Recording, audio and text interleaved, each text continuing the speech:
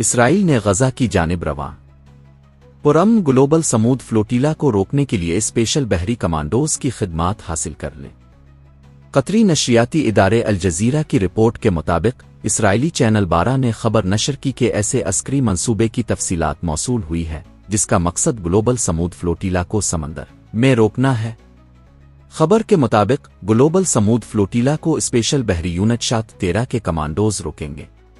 وہ قافلے پر سوار پرامن کارکنوں کو حکم دیں گے کہ وہ اپنے جہاز چھوڑ کر اسرائیلی کشتیوں پر منتقل ہو جائیں۔ غزہ میں اسرائیلی حملوں کی وجہ سے ڈاکٹرز وداؤٹ بارڈرز نے اپنا کام روک دیا۔